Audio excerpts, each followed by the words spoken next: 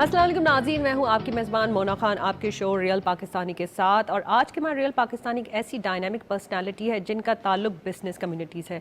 جب ہم business community کی بات کرتے ہیں تو ہم اسے پاکستان کا بیک بون کہتے ہیں، کیونکہ جب بھی پاکستان پہ مشکل مرحلہ یا ٹائم آیا تو بزنس کمیونٹی جو ہے ہماری پاکستان کی ہمیشہ موجود رہی ہے۔ تو ہمارے ریئل پاکستانی ان کی زبردستی پرسنالٹی، ان کی کافی خدمات ہے، ان کی خدمات پر انہیں جو ہے بیسٹ اچیومنٹ ایوارڈ سے مل چکا ہے۔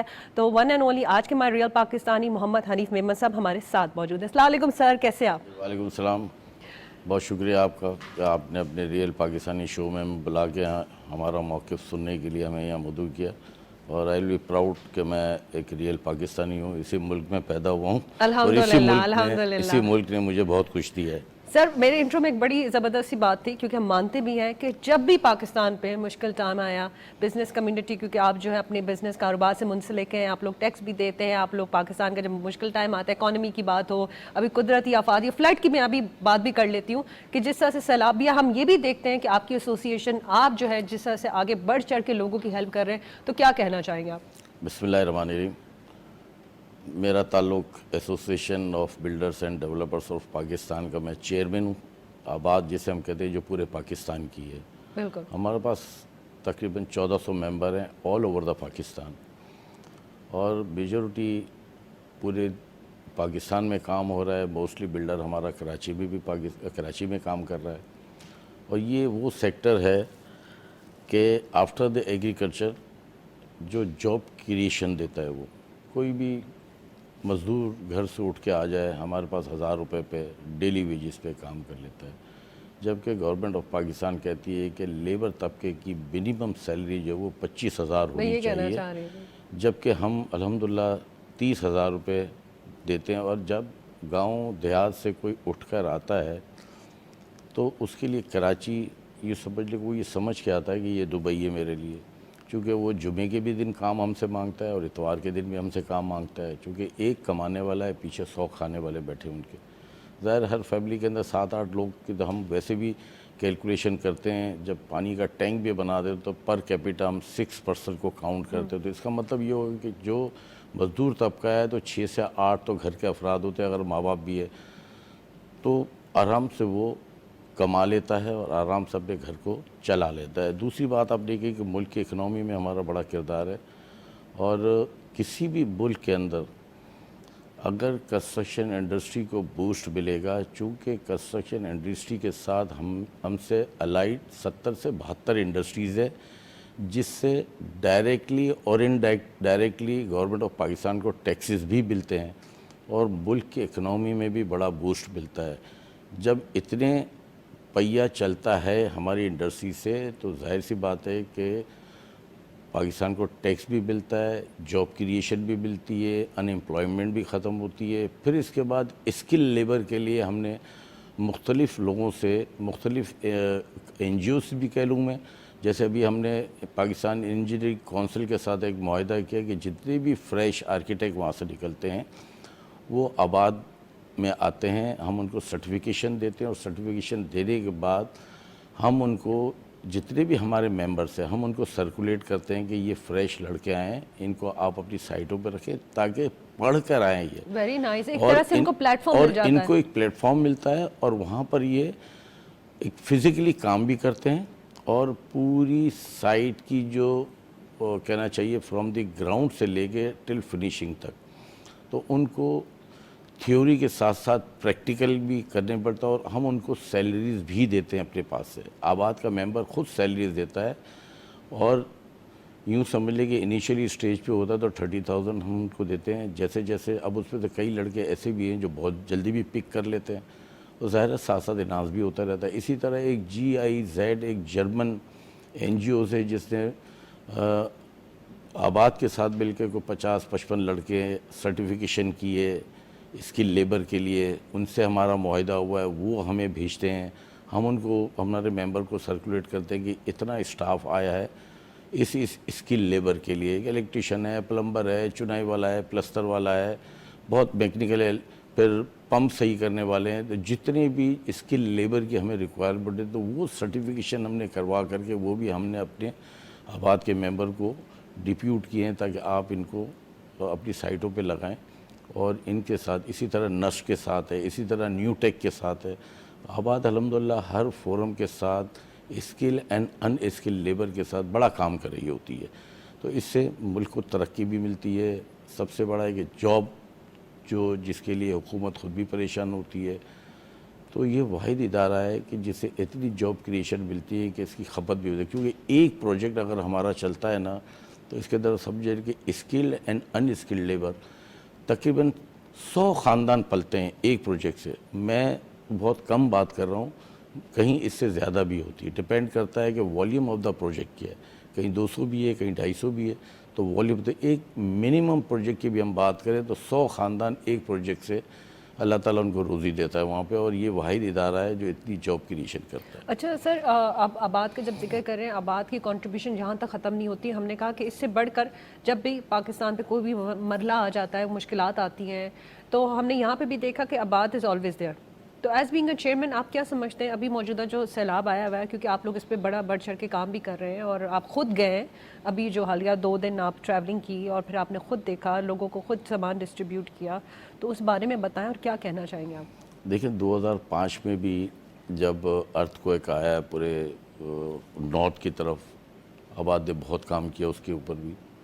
اس کے بعد 2010 کے اندر ثانیہ ہوا، اس میں آباد نے بہت اپنا کردار ادا کیا. اور آج اس جو سیلاب آیا ہے اور جو حالات اور جو بارشیں ہوئی ہیں اس میں بھی آباد کھڑی ہوئی ہے. اور الحمدللہ آباد خود بھی پارٹیسپیشن کرتی ہے. اور جیسا کہ آپ نے بھی بتایا، میں خود اپنی ٹیم کو لے کے گیا ہوں بینگ ایز اے چیئرمین. ہم کراچی سے چلے ہیں، حیدرآباد گئے ہیں، اس کے بعد ہم میرپور خاص گئے ہیں. اور میرپور خاص سے ایک گاؤں ہے، میرپور خاص سے آگے جڈو، جو ہمیں بتایا گیا تھا. ہم پرسنلی سارا فوڈ اسٹف، راشن، یہ سب لے کے ہم وہاں گئے. اور ہم نے ہمارے لوگ جو ہمارے ساتھ، چونکہ حیدرآباد میں بھی ہمارے بلڈر اینڈ ڈیولپر ہیں اور میرپور خاص میں بھی ہمارے بلڈر اینڈ ڈیولپرس ہیں، ان کی معاونت سے ہم نے الحمدللہ بہت راشن وہاں بانٹے. بہت لوگوں کے ساتھ ہم نے کوآپریٹ کیا. اور پولیس نے، میں یہاں کہنا بہت اپنا ایک فرض بھی سمجھتا ہوں کہ کراچی پولیس آئی جی صاحب سے ہماری بات ہوئی، انہوں نے مقصود میمن صاحب کو ہمارے لیے لائجن کیا. 2 police mobile with 5 person each police کے جوان ہمیں ساتھ دیے اور وہ ہمیں لیڈ کر کے لے کے گئے ہیں. اس کے بعد حیدرآباد میں پیر محمد شاہ صاحب کا بہت شکر گزار ہوں کہ انہوں نے پہلے سے موبائل حیدرآباد پہ ہمارے لیے کھڑی کی ہوئی تھی، ہماری معاونت کی. اس کے بعد جیسے انہوں نے ہمیں میرپور خاص کے قریب چھوڑا، میرپور خاص سے ڈی آئی جی میرپور خاص نے، مہر صاحب نے ہماری بڑی مدد کی. انہوں نے ہمارے لیے اسٹینڈ بائی گاڑی رکھی اور ہم تمام علاقوں میں ہم نے راشن بانٹا ہے. اور اپنے ساتھیوں کے ساتھ، اور ہمارے دونوں حیدرآباد اور میرپور خاص ڈویژن کے ہمارے جتنے بلڈر حضرات تھے، ہمارے جو ممبر تھے، انہوں نے ہم سے معاونت کی آباد کے ساتھ، چونکہ وہ آباد کے ممبر بھی ہیں. تو الحمدللہ، لیکن ابھی بھی بہت فقدان ہے وہاں پر، کیونکہ جس طرح پانی ہم دیکھ کر آئے ہیں، ہم یہاں بیٹھے ہوئے ہیں، اے سی میں بھی بیٹھے ہوئے ہیں، کھا بھی رہے ہیں، پی بھی رہے ہیں. میں آپ کے پروگرام کے توسل سے پوری قوم سے یہ استدعا کروں گا کہ اس کے اندر جتنا بڑھ چڑھ کے حصہ لیا جائے، صدقہ جاریہ بھی ہے. آپ اپنے اللہ کو بھی خوش کریں گے. دیکھیں، آپ اگر اپنے آپ کو ان کی جگہ پہ رکھ کے دیکھیں اور محسوس کریں تو آپ کو خود پتہ لگے گا کہ کیا چیز ہے. کہ جب تک انسان اپنی نظروں سے نہیں دیکھتا ہے نا، اس وقت تک صرف باتیں سنتا ہے وہ. لیکن میرا یہ ایکسپیرینس رہا ہے کہ میں خود جا کے، ابھی تو میں نے ایک سیکٹر کیا ہے، ہمارے آباد نے ایک سیکٹر کیا ہے، ہمیں بھی سیکٹر ملتے ہیں. اور ہم نے یہ جو کیا ہے یہ سندھ گورنمنٹ کے لائجن کے ساتھ کیا ہم نے یہ. اور میں اس کے اندر نام ضرور لوں گا کہ سعید غنی صاحب نے ہم سے معاونت کی، اور سعید غنی صاحب نے ہمیں یہ سیکٹر دیا، اور انہوں نے ڈی سی کو، کمشنر کو، سب کو آن بورڈ لیا. اور ہم یہاں سے گئے اور ہم نے جا کے وہاں سارا ڈسٹریبیوشن بھی کیا اور ان کو بھی دیا. بڑے احسن طریقے سے ریلیف کیمپس انہوں نے اتنے احسن طریقے سے وہ سسٹمیٹک کام کر رہے ہیں. ایک ایک گاؤں کا ان کے پاس تمام لوگوں کی لسٹیں موجود ہیں، اور جن کو دیتے ہیں وہ، اور جن کو ہم بھی دے کر آئے، ہمیں بھی لسٹ پرووائڈ کی گئی تھی، اور ہم نے وہ دوبارہ لسٹ ان کو پہنچائی کہ ہم نے ان لوگوں کو دیے ہیں اور یہ آپ کے ساتھ آپ اس کو جو ہے انکارپوریٹ کر لیں اپنی لسٹوں کے اندر، تاکہ کسی کے ساتھ ڈبلنگ نہ ہو اور کسی کا حق نہ کھایا جائے. تو اس لیے بہت اچھا انہوں نے اپنے ریلیف کیمپس اسٹیبلش کیے. حیدرآباد میں پیر محمد شاہ صاحب نے بہت اچھا ریلیف کیمپ جو ہے وہ آرگنائز کیا ہوا ہے. اسی طرح میرپور خاص والوں نے، پولیس نے الگ کیا ہوا ہے، ڈی سی ڈپٹی کمشنر صاحب نے الگ کیا ہوا ہے. یعنی بہت آرگنائز طریقے سے کام ہو رہا ہے. تو الحمدللہ اللہ کا شکر ہے کہ اس رب العزت کا بڑا شکر ہے کہ ہمارا سامان بحفاظت وہاں پہنچا اور ہم نے اس کو ڈسٹریبیوٹ کیا. کراچی کا بڑا رول ہوتا ہے جب بھی، جس طرح سے کراچی سے ہم دیکھتے ہیں کہ کافی جو ہے لوگوں کی سپورٹ ہیلپ جا رہی ہے. اور پھر ہم کراچی والوں پہ بھی ذرا بات کر لیتے ہیں کہ یہاں پہ ماشاءاللہ سے جو آبادی ہے، آپ دیکھیں بڑا ایک نمبر ہے کراچی میں، کہ آپ نے کہا نا دبئی سمجھتے ہیں لوگ، رہنے کے لیے بھی آتے ہیں، سیٹل بھی ہو جاتے ہیں. جس طرح سے آبادی بڑھتی گئی وہاں پہ ہم نے دیکھا کہ ایسے پروجیکٹس کی، ایسے گھروں کی ضرورت رہی ہے جہاں پہ لوگ جو ہے اپنے فیملی کے ساتھ آرام سے رہ سکے. اور جیسے ہی آبادی بڑھتی گئی جگہ بھی تنگ ہوتی گئی، ہم نے یہ بھی دیکھا. تو آپ نے اپنے سفر کا آغاز تب کیا تھا جب جو ہے میں گلستان جوہر کی بات کروں تو کہتے تھے اوہو اتنی دور گلستان جوہر کہاں کون جائے گا، گلشن کون جائے گا. اب تو لوگ جو ہے گلشن سے بھی آگے مزید جاتے. تو کیا کہنا چاہیں گے اس بارے میں آپ؟ میرا اس کنسٹرکشن فیلڈ میں انٹر ہوا ہوں 1979 میں میرے والد کے ساتھ. اور 75 78 اراؤنڈ 70s کی اگر ہم بات کریں تو سی ویو اپارٹمنٹ بنے تھے جو عسکری کے بنے تھے. میرے والد کے ایک بہت قریبی دوست تھے. میرا پیشہ ویسے ہمارا خاندانی پیشہ الیکٹرانکس، آپ خود بھی انجینئر اور ہیں. میں خود بھی الیکٹرانک انجینئر ہوں. اور الحمدللہ میرے والد بھی علی گڑھ یونیورسٹی کے پڑھے ہوئے، اللہ کا شکر ہے. وہ اکثر رات کو جو ہے نا میرے والد کو لے جاتے تھے ساتھ میں کہ چلیں سر ذرا چکر لگا کے آتے ہیں سائٹ پہ. تو وہ بیسیکلی کانٹریکٹر تھے وہ. تو انہوں نے میرے والد کو اس لائن پہ ڈالا کہ آپ ریئل اسٹیٹ کے کام میں آؤ. تو 1979 میں میرے والد کے ساتھ میں اس کام میں آیا اور الحمدللہ کرتے کرتے آج مجھے بھی الحمدللہ 42 سال ہو گئے. اور پہلا پروجیکٹ میں لے کر آیا 1982 میں، پہلا پروجیکٹ. اور اللہ کا شکر ہے اس کے بعد سے ایک انڈسٹری میں قدم رکھا اور آج اللہ نے عزت بھی دی، پیسہ بھی دیا، سب کچھ دیا. تو یہ سفر وہاں سے سٹارٹ ہوا ہے. اور اب ہم نے ہماری آگے والے تھرڈ جنریشن کو شفٹ کر رہے ہیں آہستہ آہستہ تاکہ وہ بھی اپنے پیروں پہ کھڑے ہوں اور اس کام کو سیکھے سمجھے. بہت ہی اچھا کام ہے، بہت ایمانداری کا کام ہے. اگر انسان ایمانداری سے کرے تو دنیا میں اس سے اچھا بزنس نہیں ہے. ریئل اسٹیٹ، کنسٹرکشن، آپ کو عزت بھی ملتی ہے، پیسہ بھی ملتا ہے، وقار بھی ملتا ہے، اور دنیا میں آپ کا نام بھی ہوتا ہے. اور سب سے بڑی بات یہ کہ آپ حکومت وقت کا ساتھ بھی دے رہے ہیں. اور اچھا، گورنمنٹ بھی آپ پہ بڑا ٹرسٹ کرتی ہے جی. کہ جب بھی کوئی چیز ہو تو کہتے ہیں کہ آباد از آلویز دیئر، جی ایسوسی ایشن ہمارے ساتھ ہے، کھڑی ہوئی ہے. اور آتے بھی لوگ ٹرسٹ نہیں کرتے ہیں. بالکل آتے ہیں الحمدللہ. ہماری day to day Sindh government سے، day to day federal government سے لائجن ہوتا رہتا ہے. کہیں نہ کہیں چیزیں، میٹنگز ہوتی رہتی ہیں کہ بھئی کیا درپیش مسائل انڈسٹری کو، ہم وہ بھی ان سے گوش گزار کرتے ہیں. اور کئی جگہوں پہ الحمدللہ ہمارے جو ادر دین کہ گورنمنٹ کی کسی ٹیکسز میں نقصان نہ ہو اور ہمیں کوئی فوائد ملتے ہیں تو بالکل دونوں گورنمنٹس کرتی ہیں الحمدللہ. اچھا سر، جس طرح سے آپ بتا رہے تھے تو آپ یہ بتائیں کہ آپ نے تھرڈ جنریشن کی بات کی، آپ ان کو بڑا سپورٹ کر رہے ہیں، گورنمنٹ کا ساتھ دیتے ہیں. جب بھی کوئی پاکستان کی بات ہو تو آپ کی ایسوسیشن از دیئر، آپ موجود ہیں. لیکن جب ہم آباد کی بلڈرز کی، ڈیولپرز کی بات کرتے ہیں، ان کو موجودہ دور میں کن چیلنجز کا سامنا ہے؟ کیونکہ ہم نے یہ بھی دیکھا کہ ہر دور میں پالیسیز آتی رہی جاتی رہی.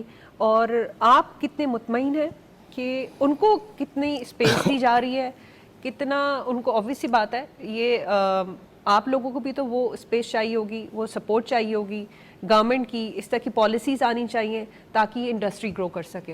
اچھا دیکھیں، سب سے پہلے تو یہ کہ اس وقت چیلنجز تو بہت سارے ہیں، بے شمار ہیں. آپ سیمنٹ کو دیکھ لیں، اسٹیل کو دیکھ لیں. اور جب بھی کوئی گورنمنٹ بجٹ پرپوز کرتی ہے یا بجٹ آنے والا ہوتا ہے تو جیسے ایف پی سی سی آئی ہماری مدر باڈی ہے، ہم خود بھی اس کے ممبر ہے، چیمبر بھی اس کا ممبر ہے، ایسوسیشن ہماری جو ہے وہ بھی اس کی ممبر ہے. ہمیشہ کال کیا جاتا ہے ان کو اور ان سے مشاورت بھی ہوتی ہے کہ جیسے کوئی ایکسپورٹر ہے، کوئی امپورٹر ہے، کوئی انڈسٹریلسٹ ہے، کنسٹرکشن والا ہے، تو ظاہر ہماری بھی ان کے ساتھ ایفیلیشن ہے. اس دفعہ کسی کو بھی آن بورڈ نہیں لیا گیا.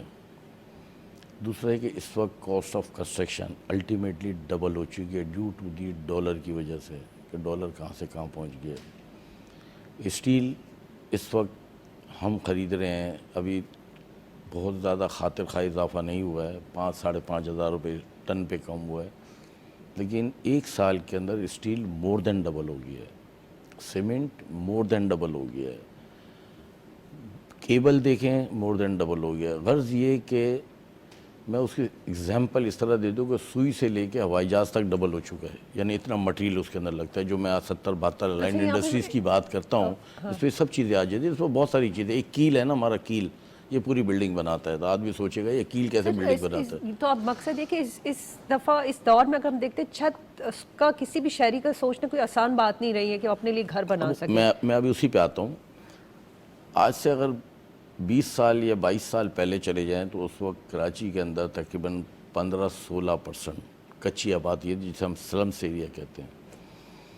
آج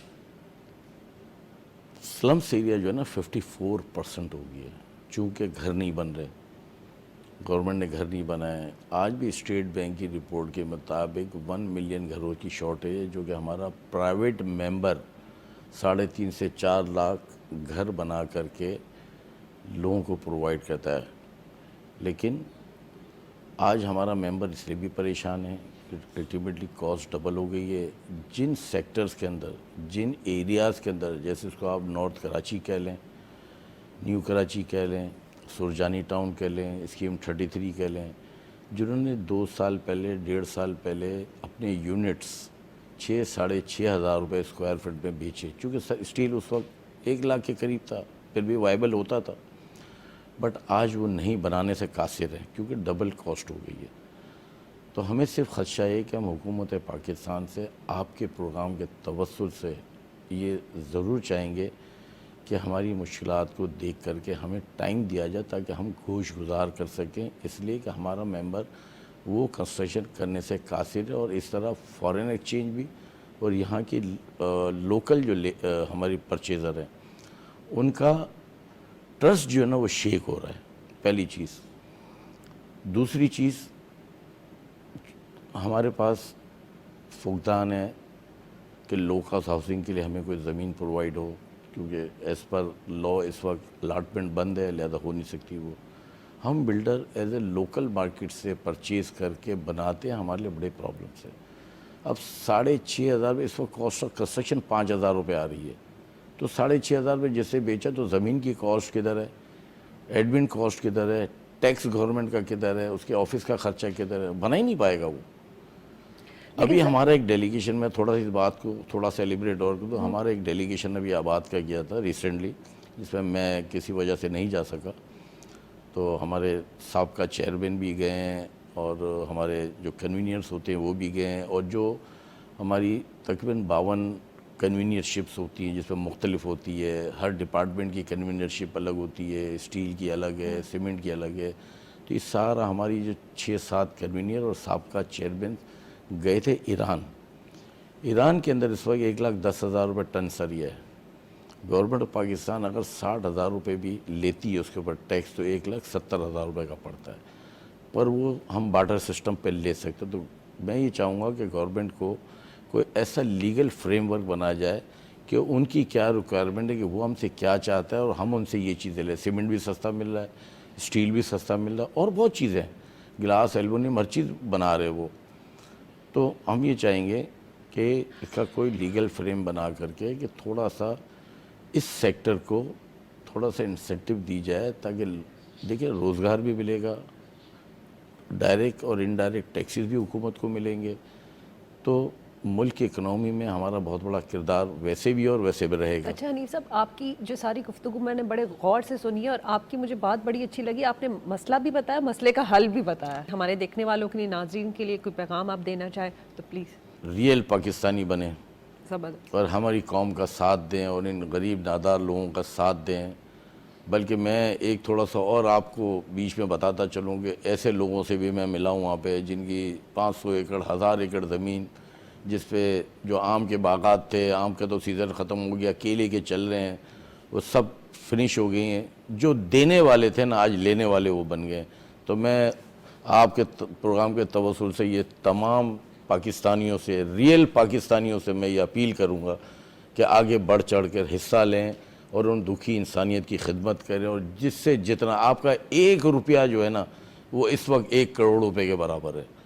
تو آپ ان کو آگے بڑھیں اور ان کا ساتھ دیں اور ان نادار اور غریب لوگوں کو اس خول سے باہر نکالیں اور ان کو ایک نئی زندگی جینے کا ہنر دیں اور ثواب دیں اس کے لیے. جی، یہ تھے ہمارے ریئل پاکستانی محمد حنیف میمن صاحب. آپ نے ان کی گفتگو سنی، ان کا میسج سنا. میں اسی میسج کو پلیز دوبارہ ریپیٹ کرنا چاہوں گی کہ ہمارے ایسے پاکستانی بہن بھائی جن کو ابھی ہماری ہیلپ کی، سپورٹ کی ضرورت ہے، جن کا سیلاب میں سب کچھ بچھڑ چکا ہے، یہاں تک کہ اپنی فیملی ممبرس کو بھی وہ کئی جو ہے وہ کئی گم ہو گئے ہیں، کوئی دنیا سے جا چکے ہیں، ان کو ویسے ہی آپ کی محبت کی ضرورت ہے، آپ کی سپورٹ کی ضرورت ہے. جو کچھ بھی کر سکتے ہیں، کچھ بھی، میں تو کہتی ہوں اگر آپ جو ہے 1 روپیہ بھی ڈال سکتے ہیں، کچھ بھی اپنی جیب سے کر سکتے ہیں، کریں ضرور. اور وہاں تک کوشش یہاں تک نہیں کرنی بلکہ وہاں تک پہنچانا بھی ہے.